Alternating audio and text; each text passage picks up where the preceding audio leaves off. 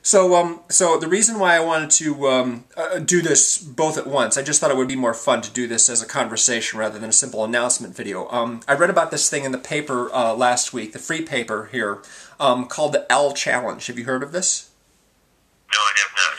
The L Challenge is where you basically start, I guess, early in the day, and you ride the entire L and subway system in Chicago, one after the other, and in as short amount of time as possible. One person. It's not a team thing. It's Well, it can be a team. Yeah, it can be a team, but the idea is basically to ride the entire thing. You know, however many people in your group, you go through, you hit every stop. okay. And so the record on this right now is 9 hours and 24 minutes. And I'm like, oh, I can totally beat that. I can totally beat that time. That's ridiculous. That is way, way, way too long. I bet I can get it down to at least 8 hours, if not shorter than that. So I've been... Help me understand this. Do you have to stop at every stop? Well, the train stops at every stop, but it's not like you have to get off and wait for the next one after that. So you can't take an express? You can take an express if you've hit all the other stops that the express is skipping.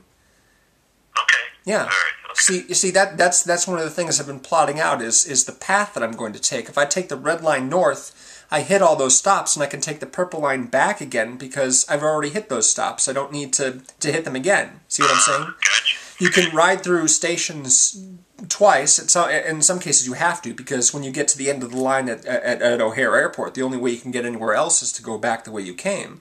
So Right. the idea is to ride through every single station and not to use any cars, or you can walk, you can take a bus if you want to between lines, but you have to cover all of the L stations. And I'm told that there are 143 in total.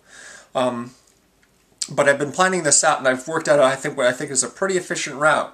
So I'm going to do like kind of a test run at some point, just to see how long each leg of the journey is going to be, you know, practically speaking. I mean, they've got a website that tells you what the estimated time is, but I know that there's usually delays on trains. They don't run quite on time, or maybe a little slow in spots. So I want to know exactly how long each leg is going to be. And I'll be taking breaks during that part. But when I do the actual challenge itself, I'll be hopping on and off trains as quickly as possible to keep the time as short as possible. And I think that, you know, I'll be able to definitely beat that 9 hours and 24 minutes. That's just way, way, way too long.